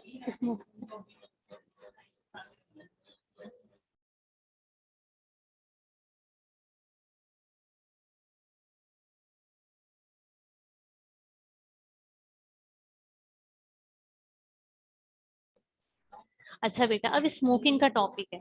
ठीक है, स्मोकिंग क्या है? स्मोकिंग सबको पता है। अब स्मोकिंग भी बेटा एक तरीके का एडिक्टेड ड्रग है। ठीक है, स्मोकिंग बहुत खतरनाक है। स्मोकिंग क्योंकि क्या करती है बेटा, स्मोकिंग जो है, क्या कहा जा रहा है कि अंदाजा लगाया जा रहा है, एक एस्टिमेट लगाया जा रहा है कि हर साल जो है 5 मिलियन लोग, ठीक है, स्मोकिंग की वजह से मर जाते हैं। ठीक है, 5 million, 1 million is equals to 10 lakh. ठीक है, 1 मिलियन जो है 10 लाख के बराबर होता है। ठीक है बेटा, तो 5 मिलियन मीन्स 50 लाख। तो हर साल बेटा अगर देखा जाए तो स्मोकिंग की वजह से जो है बेटा, हर साल जो है 5 मिलियन लोगों की जो है डेथ हो रही है। क्यों हो रही है? अब स्मोकिंग में यकीनन स्मोक में कुछ ना कुछ ऐसा मौजूद होगा जो बॉडी में क्या कर रहा है, डिस्टरबेंस क्रिएट कर रहा है। This is because tobacco smoke contains lots of harmful chemicals. ठीक है, वजह क्या बताई गई है? क्योंकि जो टोबैको स्मोक होता है उसमें बहुत सारे हार्मफुल केमिकल्स मौजूद होते हैं। वन बाय वन हम इन केमिकल्स को पढ़ते हैं। निकोटीन, निकोटीन सबसे पहले क्या है बेटा? निकोटीन। निकोटीन क्या है? एक टाइप का पॉइजन है, जहर है। ठीक है, ये एक टाइप का केमिकल है, पॉइजन है। ये क्या करता है बेटा? ये आपकी हार्ट को डैमेज करता है, आपकी ब्लड वेसल्स को डैमेज करता है, आपके नर्व्स पे ये इफेक्ट करता है। तो एक इस निकोटीन की वजह से आपकी कितने सारे बॉडी के पार्ट्स डैमेज हो रहे हैं। बिल्कुल ऐसे ही टार, टार भी बेटा स्मोक में मौजूद होता है, सिगरेट में मौजूद होता है। टार एक टाइप का स्टिकी सब्सटेंस है जो कि स्टिक हो जाता है लंग्स के अंदर, चिपचिपा सा होता है और ये जाके लंग्स में स्टिक होना स्टार्ट हो जाता है। और ये क्या करता है? Effects the walls of the alveoli and causes lung cancer. ये एल्वियोलाई की जो वॉल्स हैं उसको डैमेज करता है और लंग कैंसर का बायस बन जाता है। ठीक है, लंग कैंसर का बायस बन जाता है और ये वॉल्स को जो है बेटा क्या करता है? डैमेज करता है। अब कार्बन मोनोऑक्साइड की बात की जा रही है। कार्बन मोनोऑक्साइड क्या है? कार्बन मोनोऑक्साइड एक गैस है, एक पॉइजनस गैस है। ठीक है बेटा, कार्बन मोनोऑक्साइड क्या है बेटा? एक पॉइजनस गैस है। और ये क्या करती है? ये जो है बेटा ऑक्सीजन की सप्लाई को डिस्टर्ब करती है। ये जो हमारी बॉडी में ब्लड जो ऑक्सीजन की सप्लाई कर रहा है हमारी बॉडी में, उसको रोकती है। सही तरीके से ऑक्सीजन की सप्लाई नहीं हो पाती हमारी बॉडी। तो बेटा एक स्मोकिंग की वजह से आप देख सकते हैं कि आपके बॉडी के कितने ज़्यादा पार्ट्स जो हैं डैमेज हो रहे हैं। और सबसे ज़्यादा जो ऑर्गन आपकी बॉडी का डैमेज होता है स्मोकिंग की वजह से, वो होते हैं लंग्स। ठीक है, लंग्स बेटा सबसे ज़्यादा डैमेज होने वाला ऑर्गन है। किसकी वजह से? स्मोकिंग की वजह से। अब जब स्मोकिंग करते हैं, इसमें इतने खतरनाक केमिकल्स हैं, तो अब उसकी वजह से कुछ डिजीजेस हो जाती हैं बॉडी में। अच्छा, अब टॉपिक क्या है? डिजीज कॉज्ड बाय स्मोकिंग, कि स्मोकिंग की वजह से कौन सी बीमारी हो जाती है? एम्फिसीमा। ठीक है बेटा, एम्फिसीमा एक डिजीज है, लंग डिजीज है, जो कि लंग्स की बीमारी है। इसमें होता क्या है? Emphysema is caused bye chemicals in tobacco smoke. ठीक है, एम्फिसीमा किस वजह से होता है? टोबैको स्मोक की वजह से होता है। ठीक है, टोबैको स्मोक में जो केमिकल्स मौजूद हैं उसकी वजह से बेटा क्या हो जाता है? एम्फिसीमा हो जाता है। एल्वियोलाई आर डिस्ट्रॉयड, एल्वियोलाई क्या हो जाते हैं बेटा? डिस्ट्रॉय होने लग जाते हैं। साथ साथ क्या होता है? लंग्स का जो सरफेस एरिया है वो भी कम होने लग जाता है। तो बेटा अल्लाह ताला ने हमारे जो लंग्स है, हमारा जो ट्रकिया है, विंड पाइप है जहाँ से एयर क्रॉस होती है, वहां पे अल्लाह ताला ने टाइनी हेयर्स रखे हैं, सीलिया रखे हैं। क्यों रखे हैं बेटा? कि जो हम एयर इनहेल कर रहे हैं, हम जो हवा, जो ऑक्सीजन अंदर ले रहे हैं वो क्लीन हो। ठीक है, छोटे छोटे हेयर्स, सीलिया मौजूद होते हैं जो कि अंदर आने वाली एयर को जो है क्लीन कर रहे होते हैं, डस्ट को क्या करते हैं? रिमूव कर रहे होते हैं। ठीक है, तो क्या होता है इसकी वजह से बेटा? ये सीलिया जो है ये भी खत्म होने लग जाते हैं, जो टाइनी टाइनी हेयर्स हैं ये खत्म होने लग जाते हैं। जैसे बेटा आपके नोज में हेयर्स मौजूद हैं। ठीक है, क्यों मौजूद है? ताकि जो आप एयर जो है इनहेल कर रहे हैं वो फिल्टर हो। ठीक है, बिल्कुल ऐसे ही क्या होता है बेटा, आपका जो ट्रैकिया है, विंड पाइप है, उसमें भी सीलिया मौजूद होते हैं और वो क्या करते हैं बेटा, वो अंदर आने वाली एयर को जो है वो क्लीन कर रहे होते हैं। ठीक है, अब टोबैको स्मोक की वजह से क्या होता है, वो जो सीलिया हैं वो डैमेज होने लग जाते हैं, खत्म होने लग जाते हैं, और जब ये सीलिया खत्म हो जाएंगे तो अंदर आने वाली एयर फिल्टर नहीं हो पाएगी और बहुत ज़्यादा चांस होगा कि आपके जो लंग्स हैं वो बैक्टीरिया से, वायरस से बहुत जल्दी इन्फेक्ट हो जाएं। और जब ऐसा होता है, इन्फेक्ट होने लग जाते हैं, तो एक बीमारी है जिसको हम ब्रोंकाइटिस कहते हैं। ठीक है, उसको हम कहते हैं बेटा ब्रोंकाइटिस। उसमें क्या होता है, इन्फ्लेमेशन हो जाती है। ठीक है, आपका जो लंग्स है वो क्या हो जाता है, इन्फेक्ट हो जाता है। इस बीमारी को हम कहते हैं ब्रोंकाइटिस। ठीक है बेटा, इतना सबको समझ में आ गया? अनम्यूट करके बताइएगा बेटा।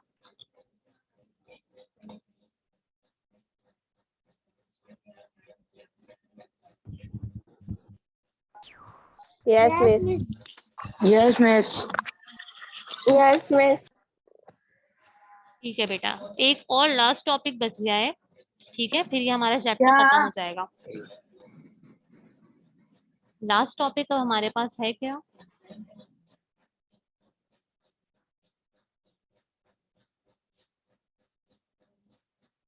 जी बेटा, उनजिला कुछ पूछना चाह रही हो आप? अच्छा, कोई बच्चा बेटा ये रीड करना चाह रहा है? हैंड रेस करिए, कोई रीड करेगा बेटा ये पैराग्राफ? ये लास्ट टॉपिक है हमारी। मिस मैं करूँ? जी बेटा करिए Unzila. Keeping fit and healthy. To be fit and healthy, have to do something about it. Here are a few simple things that you can do. Cut down on fried food, eat less red meat, eat more fresh fruits and vegetables, avoid stressful situations, exercise regularly. अच्छा बेटा, ठीक है। अब बेटा हम इसको समझते हैं, कीपिंग फिट एंड हेल्दी, कि आप अपने आप को फिट एंड हेल्दी कैसे रख सकते हैं। ये आपका लास्ट टॉपिक है इस चैप्टर का, कि आप अपने आप को बेटा फिट एंड हेल्दी कैसे रख सकते हैं। ठीक है, to be fit and healthy you have to do something about it. अगर आपको जो है अपने आप को फिट और हेल्दी रखना है तो आपको यकीनन कुछ ना कुछ करना होगा। ठीक है, आप अनहेल्दी डाइट को फॉलो करके फिट नहीं रह सकते।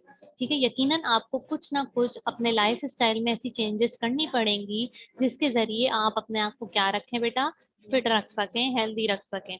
अब यहाँ पे कुछ फ्यू सिंपल थिंग्स, कुछ टिप्स दी हुई हैं जिनकी मदद से, जिनको आप करके अपने आप को क्या कर सकते हैं, फिट और हेल्दी रह सकते हैं। Here are a few simple things that you can do. ठीक है, और ये ऐसी चीजें हैं जो आप आसानी से कर सकते हैं। ऐसा नहीं है कि यहाँ पे कोई हार्ड एंड फास्ट रूल है। ठीक है, कोई ऐसा रूल नहीं है, ठीक है, जो आप ना फॉलो कर सकें। ठीक है, ये सारे वो पॉइंट्स हैं जो आप आसानी से फॉलो कर सकते हैं। पहला पॉइंट क्या है बेटा, cut down on fried food. जो कि फ्राइड फूड होते हैं, जो कि ऐसी चीजें होती हैं जो कि फ्राइड होती हैं, तली हुई होती हैं, उनको आपने क्या करना है, उनको आपने अवॉइड करना है। ठीक है, उसमें फ्राइड चीजों में क्या क्या आ जाएगा बेटा, फ्राइड चीजों में बेटा हमारे पास क्या क्या आ जाएगा, अनम्यूट करके बताइए। Must cut down on fried food, eat less meat, eat more fresh food and vegetable, avoid stressful situation, exercise regularly. ठीक है, अच्छा मैं ये पूछ रही थी बेटा कि फ्राइड फूड्स में क्या क्या चीजें आ जाएंगी, फ्रेंच फ्राइज आ जाएगा। ठीक है, जो कि फ्राइड होता है, ऐसी चीज जिनको फ्राई किया जाता है ऑयल में या फिर घी में, वो सारे बेटा फ्राइड फूड्स होते हैं। ठीक है, तो इन सब से हमें क्या करना चाहिए, अवॉइड करना चाहिए। ऐसा नहीं है कि आप ना खाएं, लेकिन खाएं, लेकिन इतना ज्यादा ना खाएं। ठीक है, ईट लेस रेड मीट, जो रेड मीट होते हैं, ठीक है, रेड मीट कौन से हो गए बेटा, बीफ के। ठीक है, जिनका कलर रेड होता है। ठीक है, अगर आप चिकन का कलर देखें, ठीक है, और आप अगर बीफ का कलर देखें तो दोनों में डिफरेंस होता है। चिकन का जो कलर होता है बेटा वो व्हाइट होता है, जबकि मीट जो बीफ होता है वो क्या होता है बेटा, वो रेड कलर का होता है। तो रेड मीट को यूज करें लेकिन कम यूज करें, ईट लेस रेड मीट, कम खाएं। Eat more fresh fruits and vegetables, लेकिन फ्रूट्स और वेजिटेबल्स का यूज बहुत ज्यादा करें, क्योंकि अभी हमने स्टार्टिंग में क्या पढ़ा था बेटा, फ्रूट्स और वेजिटेबल्स से हमें विटामिन हासिल होते हैं, ठीक है, और आपने देखा था कि विटामिन की डेफिशिएंसी से क्या हो रहे थे, डिफरेंट डिजीजेस हो रहे थे। तो फ्रेश फ्रूट्स और वेजिटेबल्स ज्यादा से ज्यादा यूज करें, ठीक है, जितने ज्यादा फ्रूट्स आप यूज कर सकते हैं, वेजिटेबल्स आप यूज कर सकते हैं, उतने ज्यादा यूज करें, क्योंकि बेटा इनमें विटामिन ए बी सी बहुत सारे विटामिन मौजूद होते हैं, और हर विटामिन का अपना इम्पोर्टेंट रोल है। अगर एक विटामिन भी क्या हो जाएगा बेटा, इसमें से आप स्किप कर देंगे, तो क्या होगा बेटा, आपकी बॉडी में जो है सिम्टम्स, डेफिशिएंसी सिम्टम्स अपीयर होना स्टार्ट हो जाएंगे। इसके बाद क्या है बेटा, अवॉइड स्ट्रेसफुल सिचुएशंस, ऐसी सिचुएशन से अवॉइड करें जो स्ट्रेसफुल है, ठीक है, जिसमें स्ट्रेस होता है, क्योंकि स्ट्रेस में बेटा क्या होता है, आपकी बॉडी सही तरीके से परफॉर्म नहीं कर पाती। अगर आपको कोई टेंशन हो, ठीक है, आप स्ट्रेस में हो, तो आपने देखा होगा कि फिर आपका मूड भी ऑफ हो जाता है, ठीक है, फिर उसके जो है आपकी हेल्थ पे भी नेगेटिव इम्पैक्ट होता है, ठीक है, आपकी हेल्थ भी सही नहीं रह पाती। अगर जो लोग बहुत ज्यादा स्ट्रेस में रहते हैं, डिप्रेशन में चले जाते हैं, तो फिर बेटा उनका क्या होता है, उनकी जो ग्रोथ है वो भी सही तरीके से नहीं हो पाती, और वो फुली परफॉर्म नहीं कर सकते अपनी एक्टिविटीज। लास्ट पॉइंट क्या है बेटा, एक्सरसाइज रेगुलरली, ठीक है, ये बात बार बार कही जाती है कि जो आप फूड खा रहे हैं उसको यूटिलाइज करना ही बहुत जरूरी है। अगर आप खा रहे हैं लेकिन आप उसको यूटिलाइज ही नहीं कर रहे, आप एक्सरसाइज ही नहीं कर रहे, तो वो फूड खाने का फायदा नहीं है। वो फूड बजाय उसके कि आपको एनर्जी दे, वो फैट में कन्वर्ट होने लग जाएगा। जब आप एनर्जी को यूज ही नहीं करेंगे, तो वो एक्सेस एनर्जी स्टोर होती रहेगी, और जब वो स्टोर होगी तो वो क्या बना देगी, वो फैट बना देगी, और फैट बनने की वजह से क्या होगा बेटा, आप ओबीज हो जाएंगे, मोटे हो जाएंगे, ठीक है। तो बेटा ये कुछ फ्यू पॉइंट्स हैं जिनको आप फॉलो करके क्या कर सकते हैं बेटा, जिनको आप फॉलो करके आप हेल्दी रह सकते हैं, ठीक है बेटा। इतनी बात समझ में आ गई सबको? अनम्यूट करके बताइए। Yes, miss. अच्छा, किसी को कुछ पूछना है बेटा? अच्छा बेटा, मुझे ये बताइए कि आयरन की डेफिशिएंसी की वजह से कौन सा डिजीज होता है? आयरन की अगर डेफिशिएंसी होगी तो कौन सा डिजीज होगा? कौन बताएगा बेटा? आयरन की डेफिशिएंसी की वजह से कौन सा डिजीज होगा? अनम्यूट करके बताइए बेटा, किसको जवाब आता है? आयरन की डेफिशिएंसी की वजह से बेटा, मैंने आपको स्टार्टिंग में पढ़ाया था, कौन बताएगा बेटा? किसी को आंसर आ रहा है? किसी को भी नहीं याद?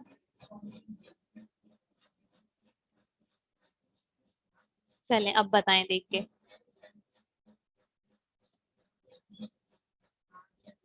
कौन सा डिजीज होता है बेटा आयरन की डेफिशिएंसी की वजह से?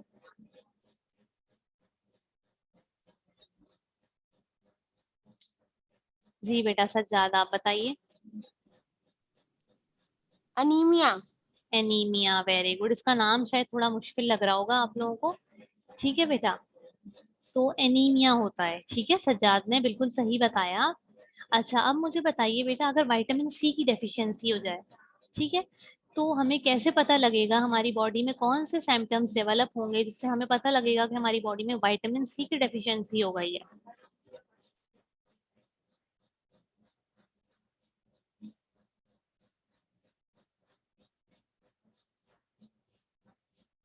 जी बेटा, किसको जवाब आ रहा है? कासिम आप बताएंगे।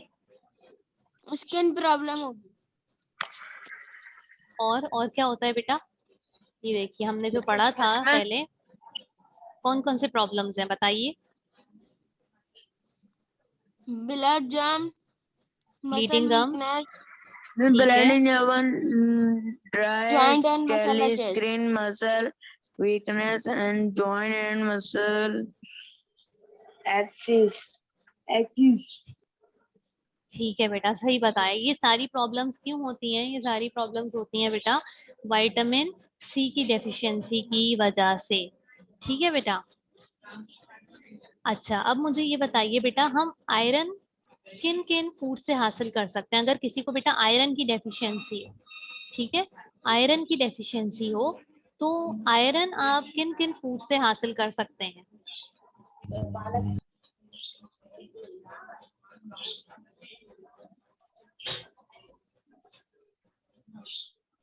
कौन बताएगा बेटा? उंजिला आप बताओगी बेटा?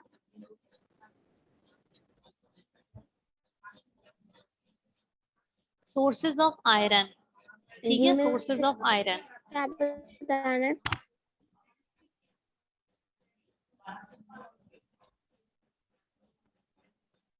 आपकी आवाज शायद नहीं आ पा रही उंजिला,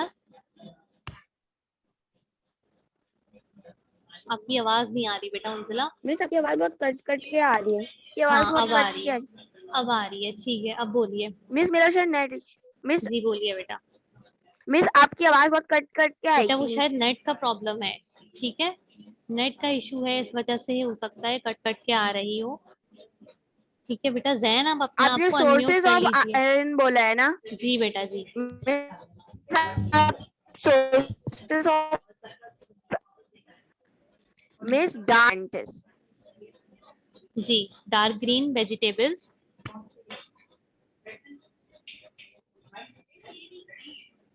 ठीक है, रेड मीट और लेंटिल्स। ठीक है बेटा, ठीक है, वेरी गुड। अच्छा, और किसी कोई क्वेश्चन है बेटा, कोई कुछ पूछना चाह रहा है?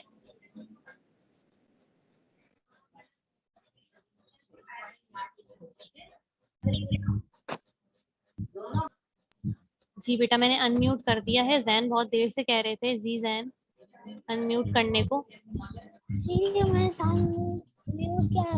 मिस मिस मैं आपको कह रही थी अनम्यूट करने, आंसर देती, आपने अनम्यूट ही नहीं की। चलो अब मैं आपसे पूछती हूँ, ठीक है, आप दोगी ना जवाब? Yes miss. चलो ठीक है। अच्छा बेटा ये मुझे बताइए, आसान सा पूछ लेती हूँ चलो आपसे, sources of vitamin D, vitamin D की सोर्सेज क्या क्या हैं? Sources of vitamin D, vitamin D हम कहाँ से हासिल कर सकते हैं? मिस विटामिन डी हम फिश ऑयल से, और सनलाइट में हम सुबह बैठे तो अच्छा होगा, दोपहर को बैठे तो नुकसान होगा, पनीर से, और अंडे के येलो वाले एग एग यॉक यॉक से। से, ठीक है, फिश ऑयल से, सनलाइट से, चीज से और एग यॉक से, ये सारी सोर्सेज हैं बेटा विटामिन डी की, ठीक है, वेरी गुड। चलिए बेटा, तो फिर ये आप लोगों की लास्ट क्लास है, ठीक है, मैं अब आप लोगों की ये क्लास एंड कर देती हूँ, क्योंकि सिंधी की नहीं होगी आज, सिंधी की आप लोगों की थी ना आज क्लास, लेकिन आज नहीं होगी क्योंकि मिस नहीं है बेटा, ठीक है बेटा, तो फिर मैं ये आप लोगों की लास्ट क्लास है, मैं मीटिंग एंड कर रही हूँ, ठीक है बेटा, चलो ठीक है बेटा, अल्लाह हाफिज बेटा, अल्लाह हाफिज, अल्लाह हाफिज।